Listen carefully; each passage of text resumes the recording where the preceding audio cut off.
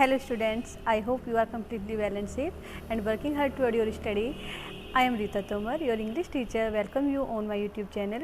Today I am going to teach you how to solve a comprehension based stanza. So be attentive and let me explain in Hindi. देखिए बच्चों, आज जो मैं आपको सिखाने जा रही हूँ वो आपको सिखाने जा रही हूँ कि कैसे एक स्टेंजा पर बेस्ड क्वेश्चन आंसर हम सोल्व कर सकते हैं। तो उम्मीद करूँगी आप सभी बहुत अच्छे से सीखेंगे, जानेंगे और आगे अपने आप से करने की कोशिश करेंगे।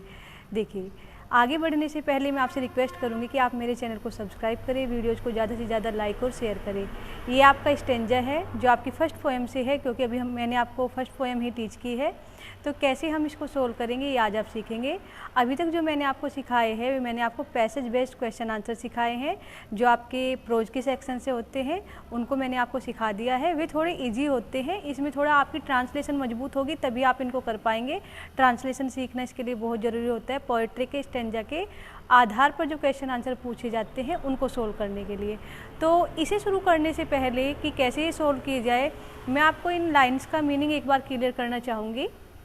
वैसे तो मैंने आपको इनको पढ़ाया हुआ है अपनी पोएम में, अच्छी तरह से मैंने आपको इन सब लाइन्स का अर्थ जो क्लियर किया हुआ है, और मैंने जब आपको सेंट्रल आइडिया कराया था तब भी कुछ इसको समझाया था। फिर भी आज स्टेंजा बेस्ड जैसे कि हम क्वेश्चन आंसर करने जा रहे हैं तो मैं दोबारा से इनका मीनिंग आपको बताऊंगी। देखिए, two roads डाइवर्ड in a yellow would की दो सड़कें एक पीले से जंगल में जाकर क्या हो जाती है, बट जाती है। एक से वे दो हो जाती है, कट जाती है वे एक पीले जंगल में। पीला जंगल यानी कि पतझड़ वाला जो जंगल है, पतझड़ के मौसम में पोएट जा रहा है और ऐसे जंगल से ऐसी सड़क से जा रहा है जो आगे जाकर एक से दो बन जाती है, दो हिस्सों में बट जाती है। एंड सॉरी, और उसे दुख होता है, उसे खेद होता है कि I could not travel both, कि वो दोनों पर नहीं चल सका, मैं नहीं चल सका दोनों ही सड़कों पर, या ट्रैवल नहीं कर सका, यात्रा नहीं कर सका दोनों ही सड़कों पर, क्यों नहीं कर सका। And be one traveller long I stood, और एक यात्री होने के कारण, क्योंकि वो वहाँ का जो परफेक्ट नहीं है उन रास्तों का, वो तो एक मुसाफिर है, उसे रास्ते का सही ज्ञान नहीं है, इसलिए एक यात्री होने के कारण, एक राहगीर होने के कारण जिसे रास्ते का सही से ज्ञान नहीं है, वो क्या करता है, वो लंबे समय तक वहाँ खड़ा रहता है, ऑब्जर्व करता है, सड़कों को ऑब्जर्व करता है, देखता है। एंड लुकड डाउन, और दूर तक देखता हूँ। लुकड डाउन का मतलब दूर तक देखता है पोएट वन, एक सड़क को, as far as I could, उतना दूर तक जितनी दूर तक वो देख सकता था। यहाँ पर मैं पैसिव वॉइस में सारा इनडायरेक्ट स्पीच में सारा आपको बता रही हूँ। यहाँ पर जो आई आया है वो पोएट के लिए आया है, उन्हीं के व्यू से मैं आपको बता रही हूँ कि मैं काफ़ी देर तक वहाँ खड़ा रहा और मैंने एक सड़क को बहुत दूर तक देखा जहाँ तक मैं देख सकता था। टू वेयर इट बेंट, और जहाँ वहाँ तक देखा जहाँ जाकर इट बेंट, ये मुड़ जाती थी। इन द अंडरग्रोथ, किसमें, झुरमुट जो थी, झाड़ियाँ जो थी उनके पीछे, सड़क जो है झाड़ियों के पीछे जाकर मुड़ जाती थी, वहाँ तक मैंने इस सड़क को ध्यान से देखा। आगे देखिए, अब इसके आधार पर कुछ क्वेश्चन पूछे गए हैं, इनको आप सोल्व करने की कोशिश करेंगे। Write the name of the poem from which the above stanza has been taken, who is the poet of poem. देखिए, write the name of the poem from which the above stanza has been taken, कि ये जो stanza लिया गया है, जो अभी मैंने आपको पढ़ाया है, ये कौन सी पोएम से लिया गया है उसका नाम लिखना है। Who is the poet of this poem, और इस पोएम के पोएट कौन है।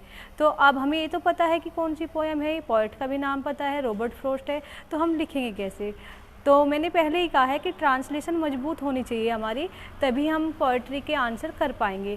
लेकिन थोड़ी हेल्प यहाँ पर आपको क्वेश्चन में से भी मिल जाती है, जैसे कि आप यहाँ पर देख सकते हैं तरीका क्या है। अगर ट्रांसलेशन कमज़ोर है तो भी हम कैसे सोल्व कर सकते हैं हम इनको, तो वो आप यहाँ पर देख लेंगे। देखिए, ये हो जाएगा the name of the poem, यहाँ तक लिख के आप लिख देंगे इज करके उसका नाम, पोएम का इज लिख के पोएम का नाम लिख देंगे। फिर इन्होंने दूसरा क्वेश्चन भी इसमें ऐड किया हुआ है, who is the poet of the poem, तो हम क्या लिख सकते हैं, या तो हम लिख देंगे हु की जगह उस पोएट का नाम, Robert Frost is the poet of the poem. लेकिन अगर आपकी ट्रांसलेशन अच्छी है तो आप जहाँ आपने पोएम का नाम यहाँ पर लिखा था उसके बाद लिख देंगे by, written by Robert Frost, ये लिख सकते हैं। अगर हमारी ट्रांसलेशन मजबूत है, अगर हमारे से ट्रांसलेशन करनी ही नहीं आती है तो हम क्या करेंगे, हु की जगह रॉबर्ट फ्रॉस्ट लिखेंगे यहाँ पर, और बाकी सारा क्वेश्चन ऐसा का ऐसा ही लिख देंगे। तो दोनों यहाँ पर देख लेंगे हम आंसर क्या बनता है। दोनों ही क्वेश्चन का आंसर क्या बनता है, क्योंकि एक क्वेश्चन के अंदर यहाँ पर दो क्वेश्चन पूछे गए, एक तो पोएम का नाम और दूसरा उसके पोएट का नाम। तो देखिए कैसे सोल्व करते हैं। The above stanza has been taken from the poem. देखिए यहाँ पर दे रखा है the above stanza has been taken, ऐसे भी हम लिख सकते हैं, और जैसे मैंने बताया the name of the poem is भी हम करके लिख सकते हैं। दोनों ही तरीके से बिल्कुल ठीक होगा, आप कोई से भी तरीके से लिख सकते हैं। तो the above stanza has been taken from the poem, poem का नाम अब हम लिख देंगे, वो आपको याद होना चाहिए। कौन सी पोएम है ये? द रोड नोट टेकन, ये आपको याद होना चाहिए अपने आप से। आगे क्या लिखा है इन्होंने? रिटन बाय रॉबर्ट फ्रॉस्ट, किसके द्वारा लिखी गई है? रॉबर्ट फ्रॉस्ट के द्वारा। आप यहाँ पर क्या लिख सकते थे? आप यहाँ पर लिख सकते थे Robert Frost is the poet of this poem, ये भी आप लिख सकते थे। दूसरा क्वेश्चन क्या बनता है इस स्टैंजा में से? Won't do the words yellow wood stand for, कि जो वर्ड है येलो वुड, ये किसके लिए स्टैंड करता है, किस लिए आया हुआ है? ये मैंने अभी आपको क्लियर किया है। पीला जंगल किसे, यानी कि पतझड़ का जंगल, पतझड़ के मौसम को ये दिखाने के लिए यहाँ पर प्रयोग किया गया है। तो हम कैसे लिखेंगे इसका आंसर? तो हम क्वेश्चन में से देखेंगे, देखो the word yellow wood stand for के बाद हम लिख देंगे वही जो मैंने कहा, क्या कि पतझड़ के मौसम के लिए। तो हम क्या लिखेंगे? डीप ऑटमनल फॉरेस्ट, कि डीप ऑटमनल फॉरेस्ट यानी कि घने जो जंगल है पतझड़ वाले, उसके लिए आया है, पतझड़ के घने जंगल के लिए आया है। और आगे क्या पूछा है? हु एंटर्ड इनटू इट, दूसरा क्वेश्चन भी इसके अंदर दिया हुआ है कि इसमें कौन प्रवेश करता है। तो हम हु की जगह उसका नाम लिख देंगे जिसने प्रवेश किया। किसने किया? पोएट ने किया। तो हम लिखेंगे द पोएट, हु की जगह हम क्या लिखेंगे? द पोएट, और फिर आगे हम सारा ऐसा का ऐसा ही लिख देंगे। तो क्या हुआ? The poet entered into it. तो सही आंसर पूरा क्या बन गया हमारा? अगर हम ओवरऑल क्वेश्चन का आंसर देखें तो क्या बना? The word yellow wood stand for the deep autumnal forest, the poet entered into it.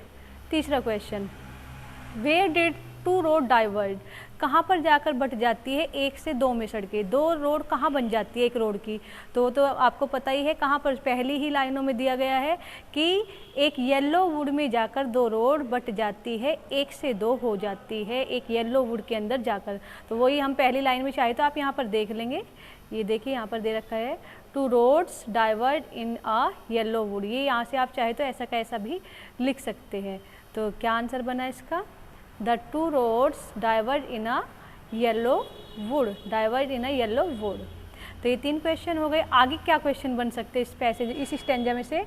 Could the poet travel on both roads, क्या पोएट दोनों ही सड़कों पर चल पाया था?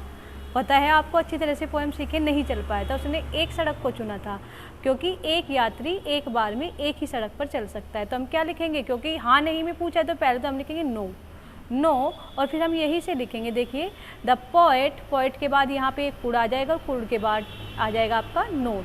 तो क्या हो जाएगा सही answer? The poet could not travel on both the roads. इस तरह से हम सोल्व कर सकते हैं पोएट्री के क्वेश्चन आंसर। अगला क्वेश्चन क्या बन सकता है इस स्टैंजा में से? Where did the road bent in the above stanza, इस स्टैंजा में रोड कहाँ पर जाकर मुड़ गई थी, कहाँ जाकर मुड़ गई थी? अभी मैंने बताया था कि जो झाड़ियाँ थी, झुरमुट थी, उनके पीछे जाकर वो सड़क मुड़ गई थी, और उसको क्या बोला गया है इंग्लिश में? अंडर ग्रोथ बोला गया है झाड़ियों को या झुरमुट को। तो यहाँ पर हम देखिए, यहाँ से देखेंगे the road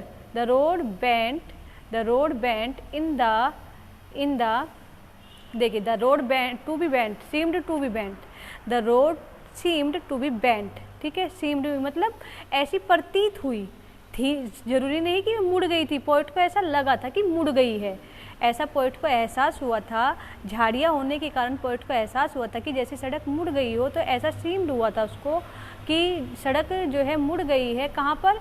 in the undergrowth में। तो द रोड के बाद हम यहाँ पर सीम्ड लिखेंगे, फिर टू भी लिखेंगे अपने पास से, बेंट, और फिर इनके बाद हम लिख देंगे जहाँ पर भी मुड़ी थी अंडर ग्रोथ। तो इस तरह से इसका आंसर हो जाएगा। लास्ट क्वेश्चन क्या बनता है? Point out the rhyming words in the above stanza. देखिए बच्चों, राइमिंग वर्ड्स क्या होते हैं? जिनका लास्ट का सुर जो एक जैसा हो, ताल, जैसे मैंने कहा डू, हु, और जैसे मैंने कहा गो और लो, तो साउंड मिलना चाहिए आपस में। ओ की आवाज़ आ रही है लो और गो दोनों में, ऐसे डू और हु में ऊ की आवाज़ आ रही है। तो ऐसे साउंड इस स्टैंजा में किन वर्ड के हैं? अगर हम देखें तो देखिए वुड और स्टूड, दोनों में ड की आवाज़ आ रही है, और बोथ और ग्रोथ इन दोनों में आ रही है। चाहे तो हम इन चारों वर्ड को लिख सकते हैं, वुड और स्टूड को एक जगह और बोथ और ग्रोथ को एक जगह, चाहे तो हम इनमें से 2 वर्ड भी लिख सकते हैं। तो देखेंगे कैसे करना है। देखिए, तो इसमें दिया है द टू जो इसमें राइमिंग वर्ड्स है कौन कौन से लिए हमने, वुड और स्टूड। तो हम यहाँ से लिख देंगे the rhyming words in the above stanza is करके हम लिख देंगे वुड एंड स्टूड। चाहे तो हम अबव स्टैंजा ना भी लिखे तो भी हो जाएगा, the rhyming words is would and stood. ठीक है, उम्मीद करती हूँ आपको सभी को ये समझ आया होगा। एक बार फिर से बता देती हूँ कि स्टैंजा बेस्ड क्वेश्चन आंसर क्या होते हैं बच्चों। ये देखने के लिए एग्जामिनर ये पता करने के लिए कि आपने उस पोएम को कितने ध्यान से पढ़ा है, कितना सीखा है, ये देखने के लिए वो क्या करता है, आपको उस पोएम में से कोई स्टैंजा दे देगा और फिर उससे आधारित कुछ क्वेश्चन आपसे पूछेगा, ये देखने के लिए कि आपको पोएम को किस तरह से समझाया गया है, आपने किस तरह से समझा है, कितना उस पोएम को पढ़ा है, ये देखने के लिए वो एक स्टैंजा देता है और उसी के आधार पर आपसे कुछ क्वेश्चन पूछता है। और इसी तरह से आपके सामने स्टैंजा आएगा, किसी भी पोएम से आ सकता है, ज़रूरी नहीं फर्स्ट से ही आए। मैंने फर्स्ट का इसलिए दिया क्योंकि मैंने अभी आपको फर्स्ट पोएम ही पढ़ाई है, और फिर स्टैंजा देने के बाद इसी तरह से क्वेश्चन आएंगे, आंसर नहीं आएंगे। आंसर मैंने मेंशन किए हैं क्योंकि मैं आपको सिखा रही थी, लेकिन एग्जाम में केवल क्वेश्चन आएंगे, आंसर अपने आप आपको लिखने होंगे। इस तरह से ये करने होते हैं। तो ये भी आपके एग्जाम में आता है। पोइट्री में से 2 काम आते हैं, एक तो आपका सेंट्रल आइडिया लिखने के लिए और एक ये स्टैंजा बेस्ड क्वेश्चन आंसर लिखने के लिए। तो मैं उम्मीद करूँगी सभी बच्चों को ये सब बहुत अच्छे से समझ आ गया होगा। अब मैं आपको कुछ वर्क सेंड करूँगी जिसे आप अपनी नोटबुक में लिखेंगे, और आगे की वीडियो लेकर मैं जल्दी ही आऊँगी। तब तक के लिए thank you, take care, have a nice day.